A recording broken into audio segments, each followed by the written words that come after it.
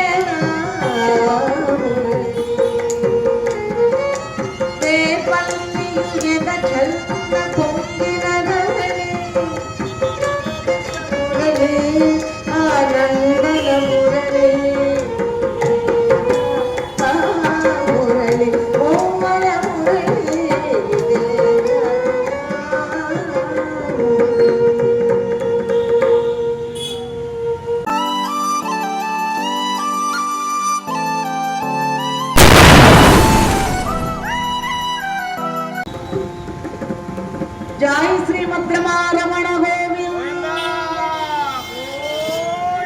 జై ఇందిరారమణ గోవింద రాజా రామచంద్రమూర్తికి సీతామాయకు వీర హనుమానునకు నమ పార్వతీ పతై హర హర మహాదేవ.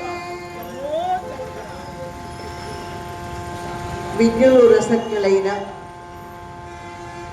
గుడివాడ పట్టణ వాసులందరికీ కూడా ఈ సభను అలంకరించిన వారు కొద్దిమంది అయినప్పటికీ మైకు వినిపించినంత దూరం బ్రహ్మాండంగా వినిపిస్తుంది. అలాగే యూట్యూబ్ ఇక్కడ ఈ కార్యక్రమాన్ని రికార్డ్ చేస్తున్నారని విన్నాను నేను. ఇక ఈ టౌన్ అంతా చూస్తారు. అది మీరు లైవ్ ఇస్తారా? ఇది లైవ్ అండి. ఇది మార్నింగ్ 7 o'clock ప్రోగ్రామ్. సంతోషం. ఇది లైవ్ నడుస్తుంది. ఒక ఆధ్యాత్మిక కార్యక్రమాల్ని ఈ విధంగా ఇక్కడికి రాని వారందరూ కూడా ఎవరింట్లో వారు అయితే భక్తి తత్వం కలిగిన వారు అయి ఉండాలి. ఈ ఛానల్ పెట్టుకుంటే మనకు మంచి కార్యక్రమాలు మనం చూస్తాం, మనం చూడగలం అని ఈ ఛానల్కి అలవాటు పడి ఈ కార్యక్రమాన్ని మరి వారు ఏర్పాటు చేసేవన్నీ కూడా చక్కగా వచ్చేలాగా మరి ఈ ఛానల్ వారు చాలా చక్కగా ఈ కార్యక్రమాలు నిర్వర్తిస్తున్నారు. నాకు దక్షిణామూర్తి గారు మన సుబ్బారావు గారు చెప్పారు, ప్రతిరోజు కూడా కొన్ని కార్యక్రమాలు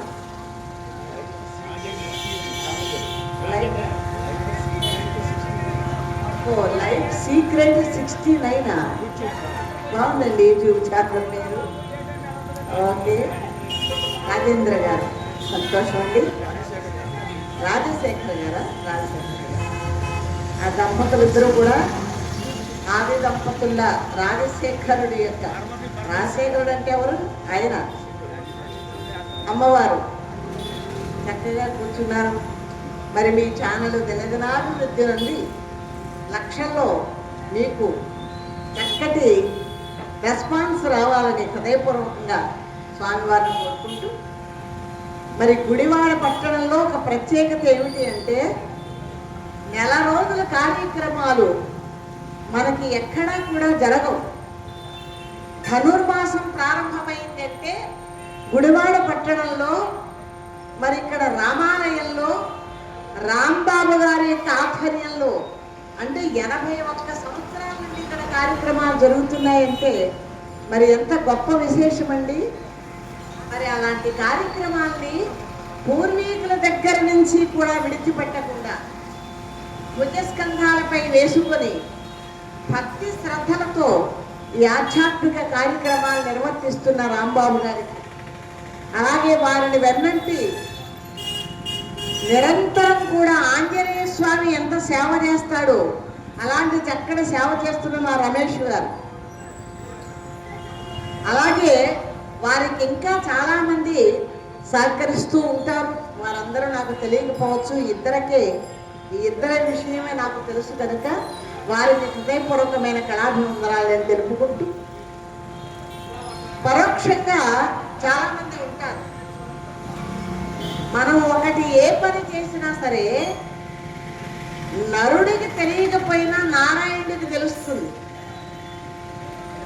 ఆయన దృష్టిలో లిస్టులో లెక్కలు ఎప్పుడు ఉంటాయి.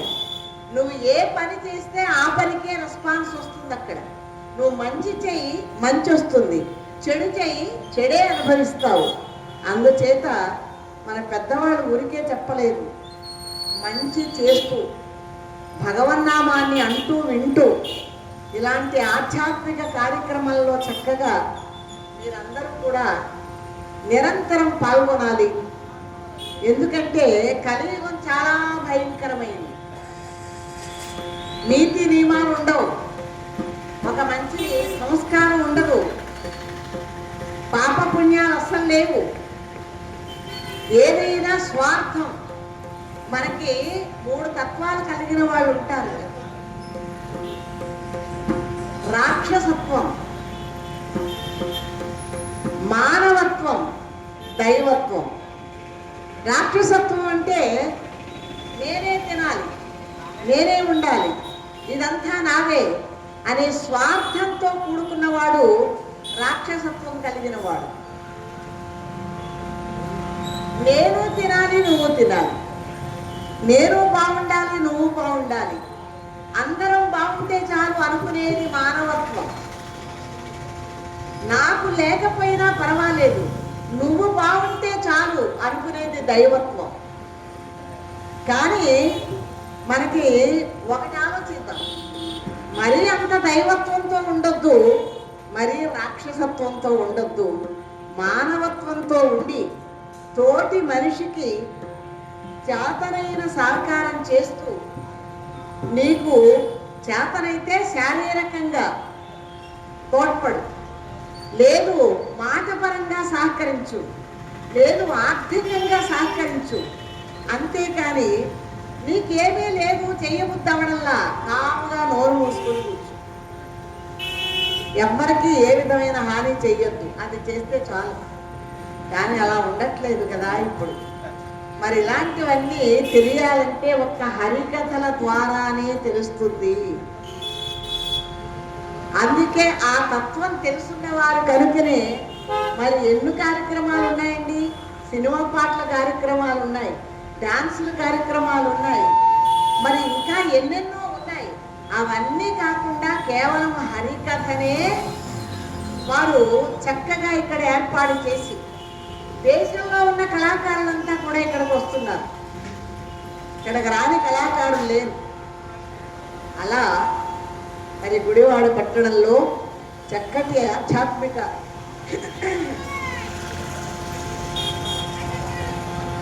కార్యక్రమాలు చేస్తున్న కమిటీ వారికి మరొక్కసారి హృదయపూర్వక ధన్యవాదాలు మనస్ఫూర్తిగా తెలుపుకుంటూ, ఈరోజు నేను చెప్పబో కథ భక్త మీరాబాయి, ఒక భక్తురాలు యొక్క చరిత్ర.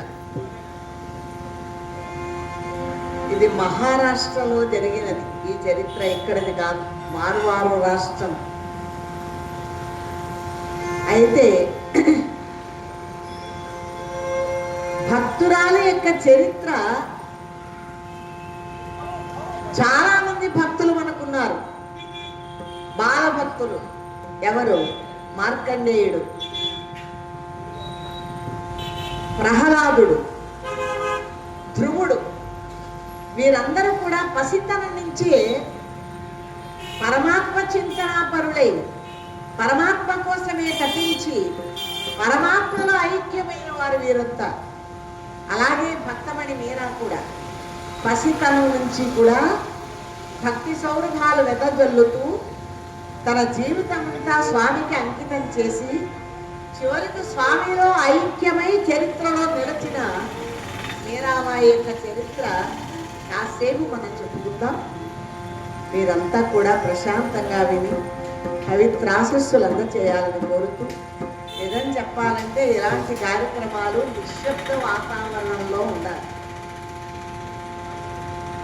ఇక్కడ ఒక రకంగా ఈ పక్క నుంచి ఒక గరుపు, ఆ పక్క నుంచి ఒక సౌండ్, నానా రకాలు అయినా సరే ఈ కార్యక్రమాలు చేయించాలి అనే ఉద్దేశంతో మేము కూడా అదే ఏకాగ్రతతో ఇక్కడ నిలబడుతున్నాం. మీరు అదే ఏకాగ్రతతో కూర్చున్నారు కనుకనే ఈ కార్యక్రమం జరుగుతోంది.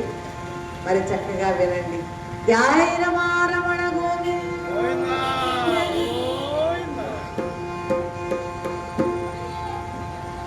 విమల భక్తి రస భరితము వినుడు వీర సచేరితము.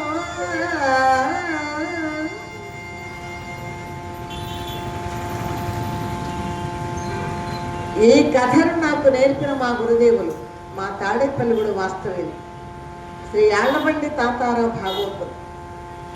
అలాగే మరొక గురుదేవులు శ్రీ రాజశేఖరుని లక్ష్మీపతి భాగవతులు.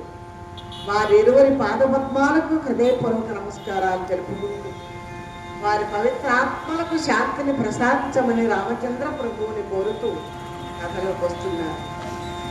కమలా లలిత దూరితమో విమల భక్తి రసభరితము వినుడు వీర సచేరితము.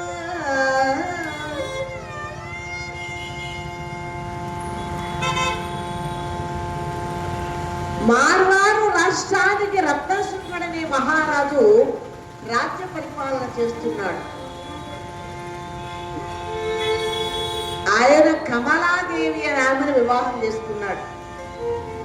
ఇద్దరు అన్యోన్యకరమైన జీవితాన్ని చక్కగా గడుపుతూ ఉన్నారు.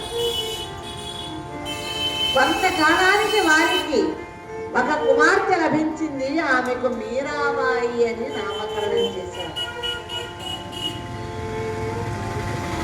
పిల్లలు పెరుగుతూ ఉంటారు, పెద్దవాళ్ళు అవుతూ ఉంటారు. అలాగే ఈ అమ్మాయి కూడా 6 సంవత్సరాల వయసు వచ్చింది. పేర్లు పెడితే అందమైన పేర్లు పెట్టేవారు, చాలా అందమైన పేర్లు పెట్టేవారు. పిలవడానికి బాగుండాలి. అలాగే ఒక పేరుతో మనం పిలిచాము అంటే పూర్వం పెద్దలు భగవన్నామంతో కూడుకున్న పేర్లు పెట్టేవారు. రామయ్యానో, కృష్ణయ్యానో, శివయ్యానో. ఎందుకు అంటే నిద్ర లేచింది మొదలు పడుకునే వరకు కూడా వాళ్ళు పిల్లవాళ్ళో మనవాళ్ళో పిలుస్తూ ఉండొచ్చు, కానీ ఆ వంకతో 10 సార్లు భగవన్నామం చేయవచ్చు అని. రామయ్య, అరే కృష్ణయ్య, ఒరే శివయ్య అన్నారనుకోండి, ఎన్నిసార్లు పిలుస్తాం మనం? అన్నిసార్లు భగవన్నామం చేస్తూనే ఉంటాం. పిలిచేది పిల్లవాడిని అవ్వచ్చు. ఆ ఆలోచనలతో పేర్లు పెట్టేవారు. ఆడపిల్లలకైతే సీతమ్మనో, జానకమ్మనో, లేకపోతే పార్వతి అనో అమ్మవారిని తలుచుకున్నట్లుగా ఉంటుందని పెట్టేవారు. ఇప్పుడు రోజుల్లో అలా కాదు బాబోయ్. ఇప్పుడు పేర్లన్నీ షార్ట్లో ఒక 4 అక్షరాల పేరు ఉందంటే 2 అక్షరాల్లోనే పిలవాలి. ఒక ఆయన ఏం చేశాడంటే వాళ్ళ అమ్మాయికి బుద్ధి అని పేరు పెట్టాడు. ఆ పిల్ల కోసం వచ్చిన వాళ్ళు అంకుల్ బుద్ధి ఉందా అని అడుగుతున్నారు. ఎందుకంటే వాళ్ళు బుద్ధి అని పెట్టాడు. ఈ బుద్ధి ఉందా అంటే మీ అమ్మాయి ఉందా అని అర్థం అక్కడ. మరి ఆ పేరు పెట్టాడుగా. అంకుల్ బుద్ధి ఉందా అంటే ఆ చూసిన వాళ్ళు ఏంటంటే అలా తిడుతుందేమిటి మిమ్మల్ని అమ్మాయి అంటున్నారు. నాకు కర్మ కాలి, నన్ను తిట్టడం కాదు అయినా నా కూతురికి బుద్ధి అని పేరు పెట్టాను బుద్ధి లేక, అందుకని వీళ్ళంతా బుద్ధి ఉందా అని అడుగుతున్నారంటే అంకుల్ మీ అమ్మాయి ఉందా అని అడగచ్చు. పేరు అది కాబట్టి అలా అడుగుతున్నారు. అలా చాలామంది ఫ్యాషన్ కోసమను ఏదో షాప్లో చక్కటి పేరు పెట్టేసినామని అనుకుంటున్నారుగా, తిడుతున్నారో పిలుస్తున్నారో అర్థం కాకుండా ఉన్నాయి. ప్రాంతీయాన్ని బట్టి వాళ్ళ యొక్క పేరుని చక్కగా పెట్టుకుంటూ ఉంటారు. అలా మీరాబాయి నామకరణం చేశాడు. అల్లారు ముద్దుగా తిరుగుతూ ఉంది. 6 సంవత్సరాల వయస్సు వచ్చింది. పిల్లలు ఎప్పుడూ కూడా తల్లిదండ్రుల యొక్క పెంపకంలో సంస్కారవంతంగా పెరుగుతారు. వాళ్ళ నడతను బట్టి ఉంటుంది. ఒక ఆయన అన్నాడు, అమ్మాయి నువ్వు జాగ్రత్తగా నడవాలి, ఎందుకంటే చూసే వాళ్ళందరికీ కూడా వేలు పెట్టి చూపించకూడదు, నిన్ను విమర్శించకూడదు, నువ్వు ఆకర్షంగా ఉండాలి అని అంటే అప్పుడు అన్నది కూతురు, నాన్న ముందు నువ్వు జాగ్రత్తగా నడిస్తే నేను బాగా నడుస్తా, ఎందుకంటే నిన్ను అనుసరిస్తాను నేను. నువ్వు ఏ దారిలో నడిస్తే నేను ఆ దారిలో నడుస్తా, అంతే కదండి. తల్లిదండ్రులు ఏ దారిలో నడిస్తే పిల్లలకి అదే వస్తుంది. ఇప్పుడు షుగర్ మీ నాన్నగారికి ఉందా అని అడుగుతున్నారు. ఎందుకంటే వాళ్ళు ఏం తింటే అదే వీళ్ళకి పెడతారు. ఆ తిండిని బట్టే వస్తాయి మనకు రోగాలు. కాబట్టి మనం ఏ మంచి దారిలో నడుస్తామో పిల్లలు కూడా అదే మంచి దారిలో నడుస్తూ ఉంటారు. ఇక్కడ భక్తి సౌరభాలు వెదజల్లుతుంది అమ్మాయికి. చిన్నప్పటి నుంచి ఆ సంస్కారం ఉంది. తండ్రి ఒళ్ళో కూర్చుంది, ముద్దు మాటలు మాట్లాడుతుంది. ఇంతలో తలతల మెరిసిపోయే ముత్యాల పల్లకీలో కిలకిలా నవ్వుతూ అనేక మందితో సాగిపోతున్న ఒక పెళ్లి ఊరేగింపు కనిపించింది. అలా చూసింది. వెంటనే పరుగున అలా గుమ్మంలోకి వెళ్ళిందట. ఆ వేడుకంతా ముచ్చటగా అనిపించి మరలా తండ్రి దగ్గరకు వచ్చి, నాన్న అదేమిటి పల్లకీలో ఎవరో ఒక ఆయన కూర్చున్నాడు, అబ్బా చాలా బాగున్నాడు నాన్న, వాళ్ళంతా ఎక్కడికి వెళ్తున్నారు, భలే అలంకరించుకున్నారు, అదేమిటి తండ్రి అని అడిగింది. అప్పుడు ఆయన నవ్వుతూ చెబుతున్నాడమ్మా, పుట్టినప్పటి నుండి ఇప్పటి వరకు కూడా ఒక మనిషి అలా పుట్టి పెరుగుతాడు, యవ్వనుడవుతాడు, భవిష్యత్తులో నిలదొక్కుంటాడు, చక్కగా జీవితానికి సార్థకత ఏర్పడే రోజు అనేది ఒకటి, అదే వివాహం చేసుకున్న రోజు. అతడు వివాహ వేడుకకు అలా వెళుతున్నాడు నాయన, అది పెళ్లి ఊరేగింపు అంటారు, అతని పెళ్లి కొడుకు అంటారు అన్నారు.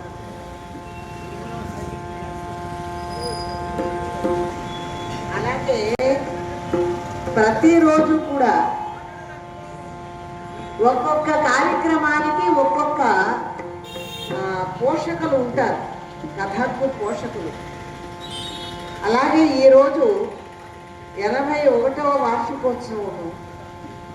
ఈనాడు ఈ కార్యక్రమానికి అయ్యే ఖర్చును భరించే దాతలు ఉమా టిఫిన్ సెంటర్. ఆ టిఫిన్ సెంటర్ ఓనర్ గారైన ఊర ఉమా మహేశ్వరరావు గారు వారి కార్యక్రమానికి ఇవాళ పారితోషికాన్ని అందజేస్తున్నారు. మరి వారి వ్యాపారం అభివృద్ధి చెంది వారు వారి కుటుంబ సభ్యులు కూడా ఆయురారోగ్య ఐశ్వర్యాలతో సదా రక్షిస్తూ ఉండాలని శ్రీరామచంద్రమూర్తిని మనస్ఫూర్తిగా నేను ప్రార్థిస్తూ, ఇలాంటి మంచి కార్యక్రమాలకి చేయూతనిచ్చేంత శక్తి సామర్థ్యాలు భగవంతుడు వారికి కలగజేయాలని మనసారా కోరుకుంటూ కథలో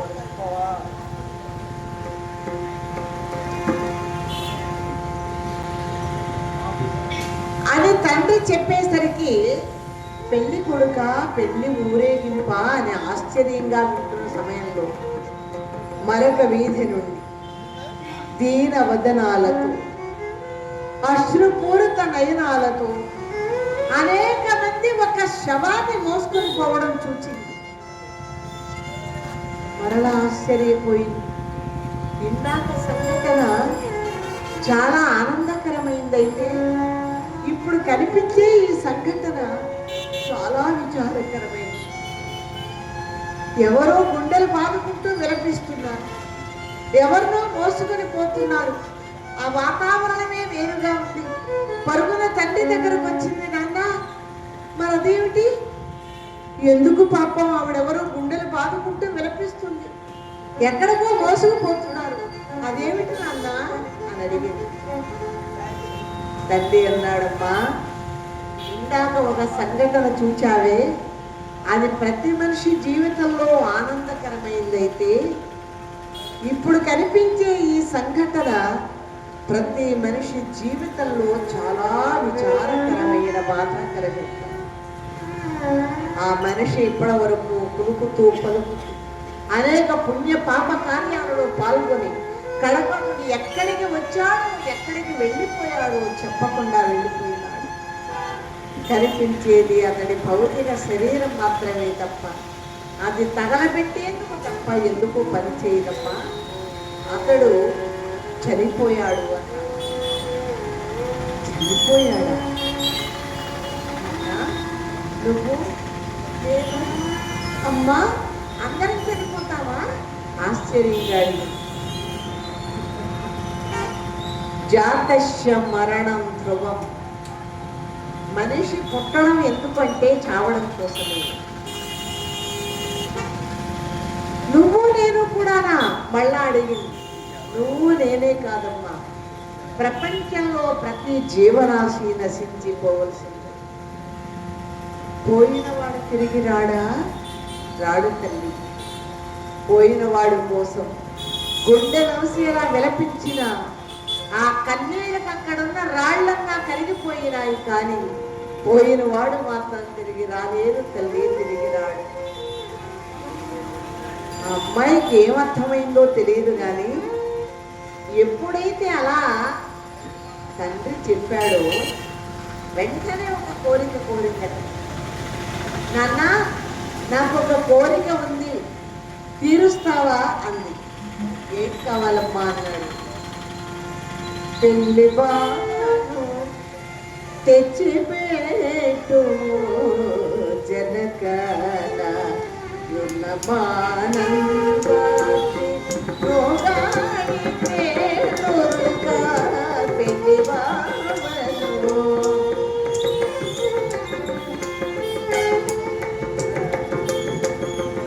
మళ్ళీ పోయేది రేత మనుజలోన, మళ్ళీ పోయేది రేత మనుజలోన, మనసునే వదు శాశ్వతుని రోయే మరగా పెట్టి బామను.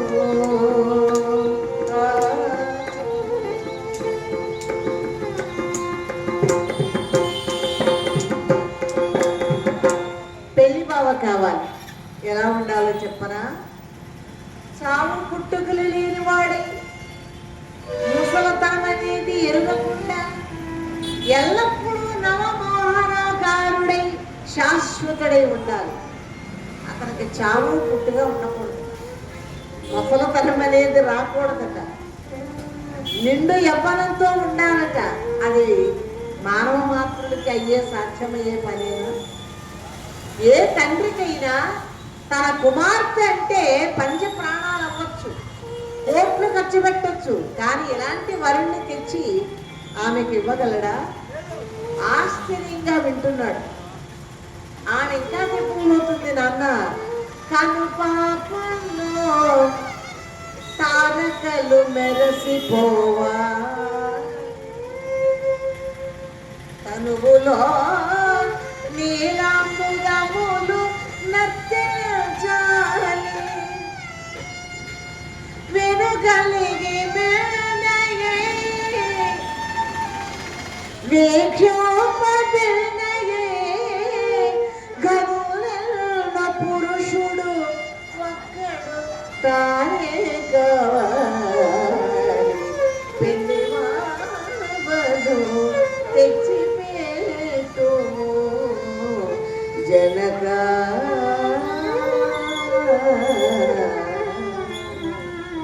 నాన్న అతని కంటి పాపంలో మింటి నక్షత్రాలన్నీ మెరిసిపోతూ అతని శరీరంలో నీలి మేఘాలు నాట్యం చేస్తూ అతను ఆకాశం అంత పెద్దగా ఉండి చూచేందుకు చిన్నగా కనిపించాలి.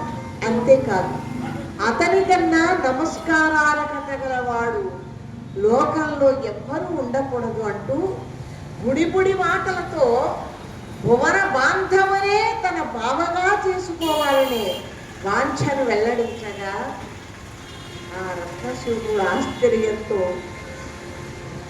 నోరు వెళ్ళబెట్టి వింటున్నాడట. నా కుమార్తెన 6 సంవత్సరాల వయసు కలిగిన అమ్మాయి అని మాట్లాడేది అంతటి జ్ఞానమా అంటే కారణ జన్ములు కొంతమంది ఉంటారు, వాళ్ళకి పుట్టుకతోటి అన్నీ వచ్చేస్తాయి. ఆ జ్ఞాన సంపద భగవంతుడు ఇచ్చాడు ఆమె. ఎప్పుడైతే అలా అన్నదో తండ్రి వెంటనే లోపలికి వెళ్ళాడు. ఆనాటి ఆ మాటలు కేవలం చిన్నపిల్ల మాటలుగానే భావించాడు. అయితే స్వచ్ఛమైన తెల్ల కాగితం లాంటి ఆ పిల్లల మనసు మీద మంచి ముద్రలు వేస్తే మంచి ఉండిపోతాయి, చెడు మరకలు వేస్తే చిరిగిపోయే వరకు చెడే. అందుచేత పిల్లల్ని పెంచే విధానంలో తల్లిదండ్రులు చాలా శ్రద్ధ వహించాలి. వాతావరణం కూడా మనకి అనుకూలించాలి. చుట్టుప్రక్కల మంచి వాతావరణం ఉంటే పిల్లలు మంచిగా పెరుగుతారు. ఎప్పుడైతే ఇలా అన్నదో ఆమె కోరికకు వెంటనే లోపలికి వెళ్ళాడు. పురాతన కాలం నుంచి పూజలు అందుకుంటున్నా కృష్ణుడు విగ్రహాన్ని వచ్చాడు, బంగారు కృష్ణుడు విగ్రహాన్ని. ఆయన దగ్గరగా పిలిచాడమ్మా, బావ కావాలి అన్నావుగా, ఆ కల్పాకృతి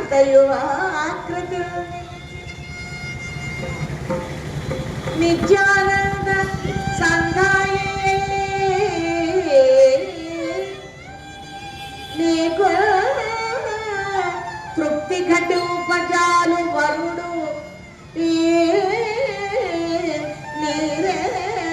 నీరేజపత్రాక్షుడు రాకాచంద్ర నిభాషుడు ఈ మునిగణ ఆరాధ్యుడు కృష్ణుడు తల్లి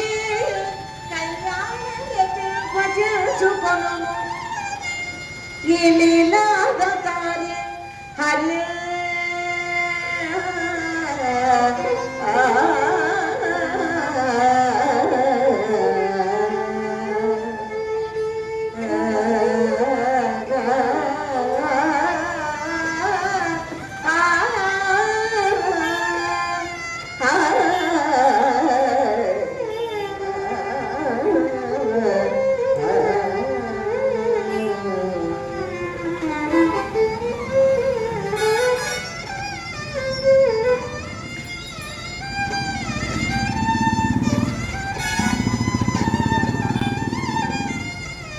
బావ కావాలి అన్నావుగా, నీవు కోరిన అన్ని అర్హతలు కలిగిన బావ ఇతడేనమ్మా అని ఇచ్చాడు. ఆ విగ్రహాన్ని పట్టుకుని స్వచ్ఛమైన తెల్ల కాగితం లాంటి హృదయం మీద స్వామి రూపం ఆనాటి నుంచి అలా ముద్రించుకుపోయిందట మీరాబాయి హృదయంలో. అనేక దీక్షతో స్వామిని చూస్తుంది.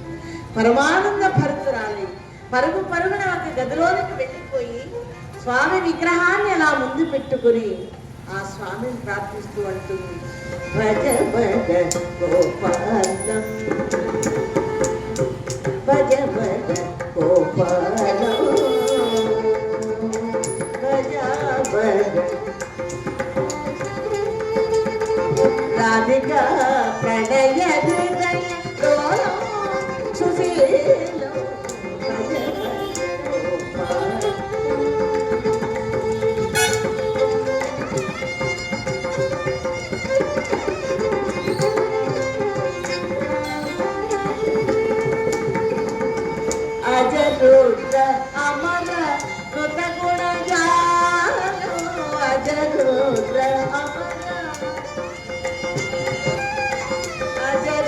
గుడ అమాయనుడ గుడ జాను అనుపమ దయాలవాలం వాలం అనుపమ దయాల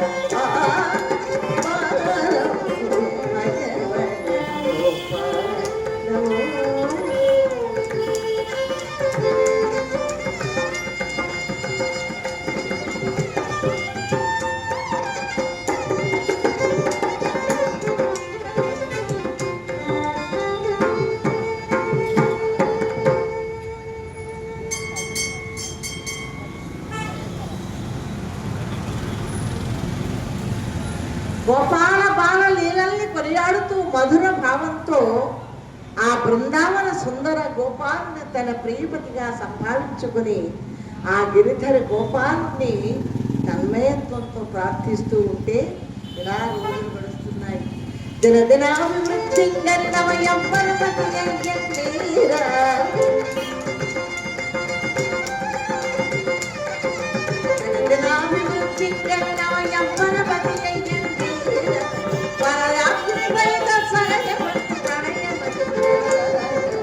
కవితామృతము చిలికించే కృతులుగా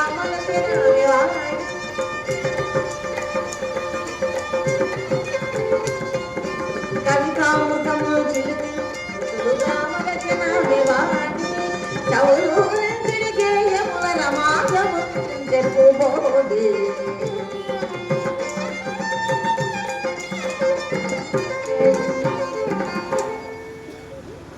ఆ విధంగా యవ్వనవతి అయ్యింది అంటే బాల్య దశ కాస్త యవ్వన దశలోకి వచ్చింది. 16 సంవత్సరాల వయస్సుతో మిశ్రమిశ్రమనే యవ్వనంతో జగన్మోహనాకారంతో తన కళ్ళ ఎదుట తన కుమార్తె వివాహానికి తగిన వయస్సుతో కళ్ళ ముందు కదలాడుతూ ఉంటే సహజంగా లోకల్లో ఎవరమైనానండి, ఎంతని ఉన్నవాడైనా లేనివాడైనా మధ్య తరగతి కుటుంబం వాడైనా ఒకటే ఆలోచిస్తారు, నా పిల్ల ఒక మంచి ఇంట్లో అడుగు పెట్టాలి, ఒక మంచి వ్యక్తికి భార్య అవ్వాలి, పిల్లా పాపలతో సుఖ సంతోషాలతో ఉండాలి. ఎవరైనా అంతే, ఏ తల్లిదండ్రులైనా అలా ఆలోచిస్తారు. ఉన్నవాడు కోట్లు లక్షలు ఇస్తారు, బాగా లేనివాడు వాడికి తగినట్లుగా ఉంటుంది.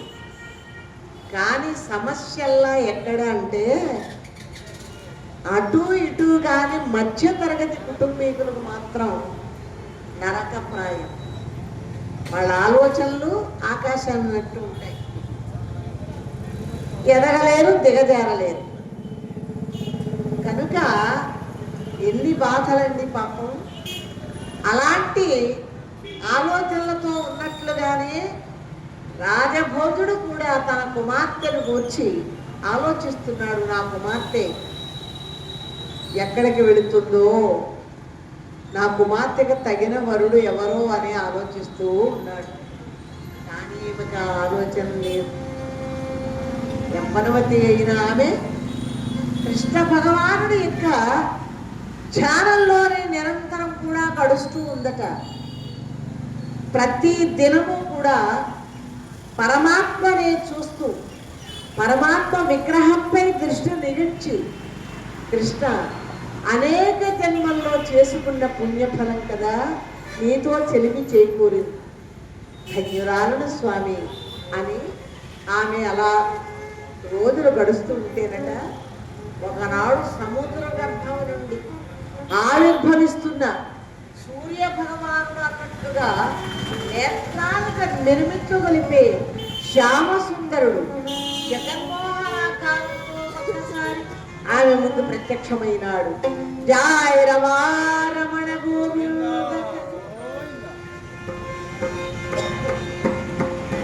ఎంత భక్తి తత్వం లోపల లేకపోతే పరమాత్మ ప్రత్యక్షమవుతాడు. నిర్మలమైన భక్తి, స్వార్థం లేని భక్తి, స్వామి కోసమే పరితపిస్తూ ఉన్నది. అందుకే స్వామి ప్రత్యక్షమయ్యాడు. ఆ దృశ్యాన్ని చూడగానే అమాంతంగా వెళ్ళి పాదాల మీద పడి స్పృహ తప్పిపోయిందట. కొంతసేపటికి తీరుకున్నది.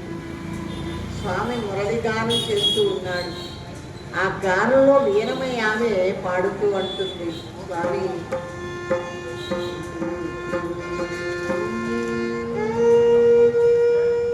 ప్రేపల్లియు వెద చల్లున పొంగిన రవళి నవరస మురళి ఆనంద మురళి ఇదేనా మురళి. ప్రేపల్లియు వెద చల్లున పొంగిన రవళి నవరస మురళి ఆనంద మురళి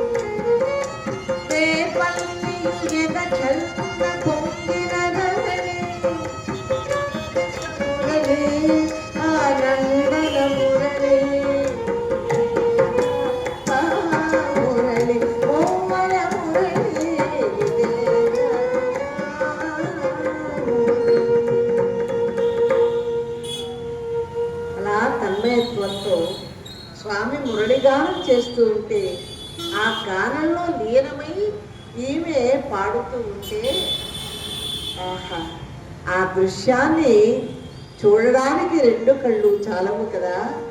అలా స్వామితో అంటుందట, కృష్ణ ఈనాటికి నాపై అనుగ్రహం కలిగిందా స్వామి? ఎన్ని జన్మల పుణ్యఫలమో కదా నీతో చెలిమి చేకూరి పొరబడి విడువపోను. కృష్ణ కలలో కూడా పొరపాటును కూడా నిన్ను ఏనాడు నేను విడిచిపెట్టను. పొరబడి విడువపోను అవచరితంబు సర్వమే నిరుగుదునోయి భాగవతమే పఠనీయము నాకు నిత్యము మురగరి.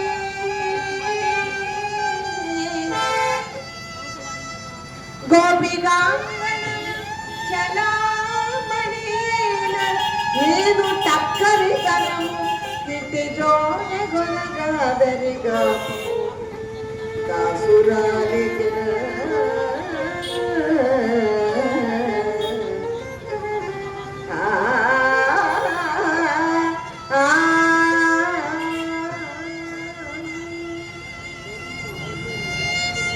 కృష్ణ నిత్యము నీ భాగవతం అనే పారాయణం చేసుకుంటూ నీ దర్శన భాగ్యానికి ఎదురు చూస్తున్న నాపై నేటికి అనుగ్రహం కలిగిందా కృష్ణ? ఎన్ని జన్మలెత్తినా నేను కోరేది నీ స్నేహమే తప్ప నాకు ఈ ప్రపంచంలో ఏమీ వద్దు స్వామి అంటూ తన్మయత్వంతో ఆ స్వామిని కీర్తిస్తూ అర్చిస్తూ నర్తిస్తూ అలా ప్రతి దినము కూడా స్వామి యొక్క భక్తిలో లీనమైతే రోజులు గడుస్తున్నాయి. తండ్రి గారు తన కుమార్తె పెళ్లి గురించి ఆలోచిస్తున్నాడు కదా. ఇంతలో చిత్తూరు సామ్రాజ్యాన్ని పరిపాలించే రాజభోజుడు ఈమె యొక్క సౌందర్యాన్ని గురించి విన్నాడు. వెంటనే ఆమెను వివాహం ఆడగోరి పురోహితుల ద్వారా ఈయన కబురు చేశాడు. అంతటి గొప్ప వ్యక్తి తన కుమార్తెను వివాహం ఆడతాను అని కబురు చేస్తే ఏ తండ్రికి ఆనందం ఉండదండి. అతను కూడా చాలా సంస్కారవంతుడు. వెంటనే ఈ శుభవార్త మీరాకు తెలియజేయాలనుకున్నాడు. మీరా మందిర ద్వారం దగ్గరికి వెళ్ళాడు. ఆమె గదిలో నుంచి బయటకు రాదు. బయట ప్రపంచంలో పని లేదు, అమ్మా నాన్నల మమకారం లేదు, స్నేహితులతో ఆడుకుందామనే ఆలోచన లేదు. తనకు తోడు నీడ అన్ని సర్వస్వము ఆ పరమాత్మే కనుక ఆయనతోటే ప్రపంచం అక్కడే ఉంటుంది. తొందరగా వచ్చి తలుపు తెచ్చాడు. అమ్మా మీరా. పలుకు లేదు. మరలా కొట్టాడు. అమ్మా మీరా అని పిలిచాడు. ఎప్పటికో తేరుకుని ఈ ప్రపంచంలోకి వచ్చిన ఆమె వెంటనే తలుపులు తెరిచి ఎవరు మీరా వెళ్ళి నాన్న ఆహ్వానించింది. వెంటనే అన్నాడమ్మా, నీ అదృష్టం కొద్దీ ఒక శుభవార్త వినబోతున్నావు తల్లి.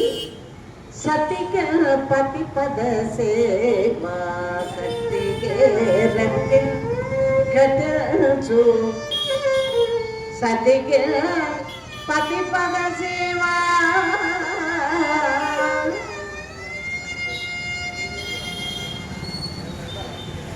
ప్రతి ఆడపిల్లకు కూడా తోడు నీడ జీవితం అంతా ఉండాలి. పసితనంలో తల్లిదండ్రుల అండ, యవ్వనం వచ్చాక భర్త అండ, వృద్ధాప్యంలో బిడ్డలు అండ. కాబట్టి నీ అదృష్టం కొద్దీ చిత్తూరు సామ్రాజ్యాన్ని పరిపాలించే రాజభోజుడు నిన్ను వివాహం ఆడగోరి స్వయంగా కబురు చేశాడు. ఈ అదృష్టాన్ని కాలదన్నమని అనుకుంటున్నాను తల్లి అన్నాడు. అనేసరికి ఆ మాటకు వెంటనే ఈమె నెత్తి మీద పిడుగు పడినట్లు అదిరిపడిందట. ఎందుకంటే తన ప్రపంచం వేరు కదా. వివాహమా తండ్రి, నాకు మరలా వివాహమా అంది. మన వంశమున మారు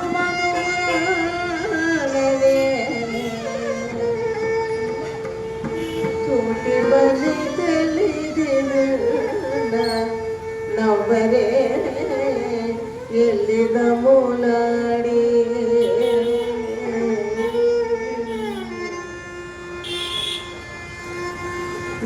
నాకు వివాహం చేస్తారా?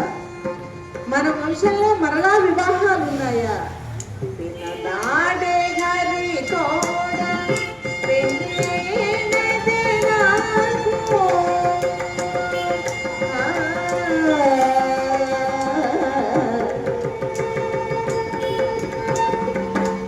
నాడే హరి తోడ పెళ్ళేనదే నాకు.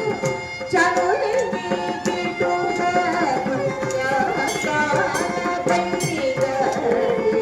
మన వంశమున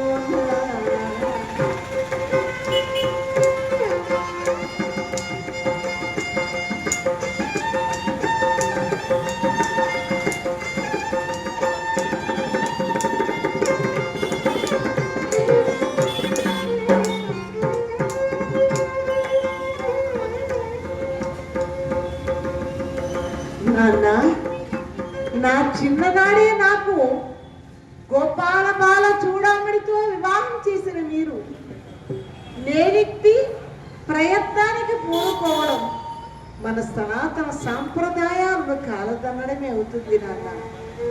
నాకు మరలా వివాహం జరిపించడం ఏమిటి తండ్రి అని ఆమె అంటూ ఉంటే ఆగ్రహావేశానికి లోనయ్యాడు.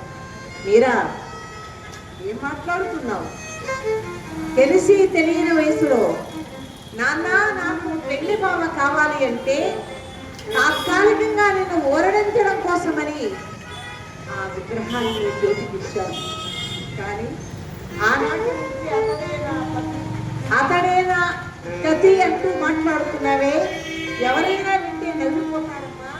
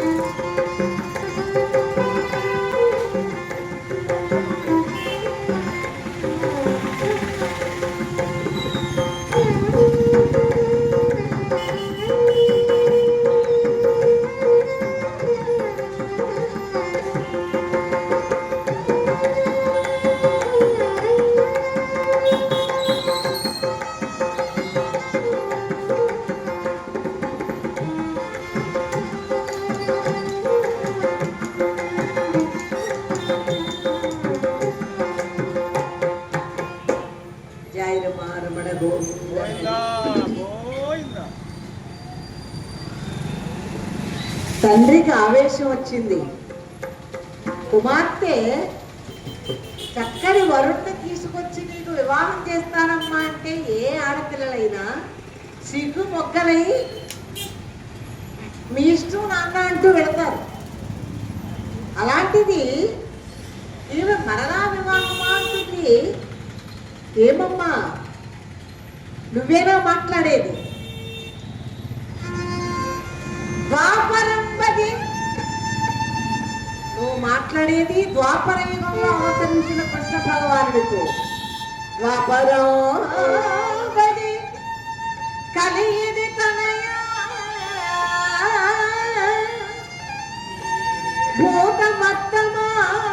భూతమత్తమానముల సమన్వయమనర్ప చెల్లునే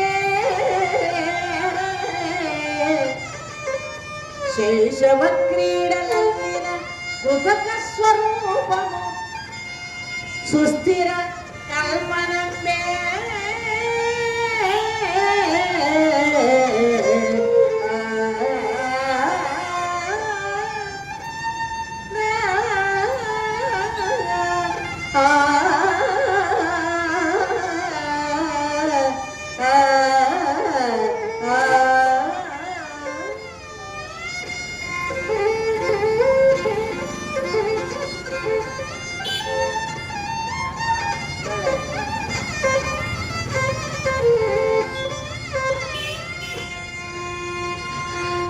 అది ద్వాపరయుగం, ఇది కలియుగం. కలియుగంలో పుట్టి నీవు ద్వాపరయుగంలో అవతరించిన కృష్ణ భగవానుడితో ప్రళయ ప్రలాపం పెట్టుకున్నానంటూ మాట్లాడుతున్నావే, అది ఎవరైనా నీకే నవ్విపోతారమ్మా.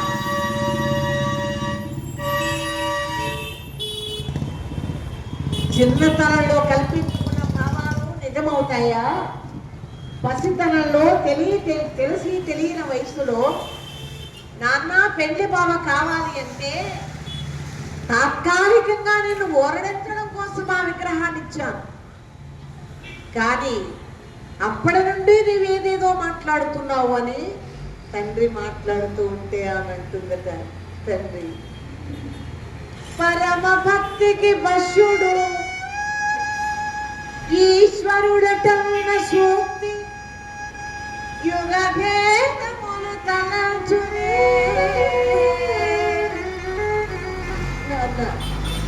నా స్వామి ఎప్పుడు లేకపోలేదు, ఎప్పుడూ నిజ రూపంతో నన్ను ఆనందపరుస్తూనే ఉన్నాడు. మీకు ఇంకా సంపూర్ణంగా భగవదానుభూతి కలగకపోవడం చేత నా మాటల్లోని వాస్తవాన్ని గుర్తించలేకపోతున్నా. సరే నాన్న, నేను ఎంత చెప్పినా మీకు అర్థం కాదు. నా స్వామిని గురించి మీకు అర్థం చేసుకోలేదు. పైగా నాకు ఈ శరీరాన్ని ఇచ్చి పెంచి పెద్ద చేసిన తల్లిదండ్రులు మీ మాటలు కాదనకూడదు. ఈ శరీరంపై హక్కు మీకున్నది. దీన్ని మీ ఇష్టం వచ్చిన రీతిగా వినియోగించుకోండి. కానీ ఆత్మపై హక్కు మాత్రం నాది నాన్న. ఈ ఆత్మపై హక్కు మాత్రం నాది. ఈ ఆత్మ జోలికి మాత్రం మీరు రావద్దు. ఈ శరీరం మీదే. మీ ఇష్టం వచ్చిన రీతిగా వినియోగించుకోండి. మహాత్ముల మాటలు ఆలోచనలు అలా ఉంటాయి. కట్టె మట్టిలో కలిసే ఈ కట్టె అశాశ్వతం. ఆత్మ పరమాత్మలో కలిసేది, అది శాశ్వతం. అందుచేత ఎప్పుడైతే ఆమె ఎలా మాట్లాడిందో, ఈ భౌతిక ప్రపంచంలో జరిగే విషయాలే కదా మనకి కావాలి. ఈ అంతరాత్మ ఏమిటో ఎవరికి తెలియదు, ఎవరికి అర్థం కాదు కూడా. ఎప్పుడైతే తన మాటకు అంగీకరించిందో, వివాహానికి అంగీకరించిందో, అమ్మాయ్యా అనుకున్నాడు. ఇక అక్కడి నుంచి బయలుదేరిపోయినాడు. అతివేగంగా పనులు మొదలుపెట్టాడు. మళ్ళా మనసు మారుతుందేమో అని భయం. వెంటనే కొద్ది కాలానికి అతివైభవంగా మీరాబాయికి రాజభోజుడితో వివాహం కూడా జరిగిపోయింది. జయ రమణ గోవింద హరి. ఎప్పుడైతే అలా వివాహం జరిగిందో మరుక్షణంలోనే భర్త గారితో సహా అత్తవారింటికి బయలుదేరి వెళ్ళబోతూ ఉంటే తల్లిదండ్రులు ఇవన్నీ చూపించారు. ఏం కావాలో తీసుకెళ్ళమ్మా, ఎందుకంటే అత్తవారింటికి వెళ్ళేటప్పుడు ఉన్నవాళ్ళు విలువైన వస్తువులు ఎన్నో ఇస్తారు. ఆడపిల్లలు కూడా అలాగే తీసుకు వెళుతూ ఉంటారు. అమ్మగారింటికి పాపం తల్లిదండ్రులు ఉన్నవాళ్ళు లేనివాళ్ళు కూడా కొంతమంది ఆడపిల్లలు చూడరు, కానీ కొందరు ఆలోచిస్తూ ఉంటారు. ఈమెను అడిగారు, ఏం కావాలో ఇవన్నీ నీకేనమ్మా అంటే అప్పుడు అంటోంది, నాన్న ఈ జీవితమే అశాశ్వతం. అశాశ్వతమైన ఈ ప్రపంచంలో శాశ్వతం కాని వీటిపై నాకు మమకారమా? ఇదిగో నిరంతరం ఎప్పుడు ఉండే నా స్వామి, ఈ ప్రతిభ నాకు ఒక్కటి ఇవ్వండి చాలు, అంతకు మించి అవసరం లేదు. అందుకే అన్నమాచార్య అన్నారు ఒక కీర్తనలో,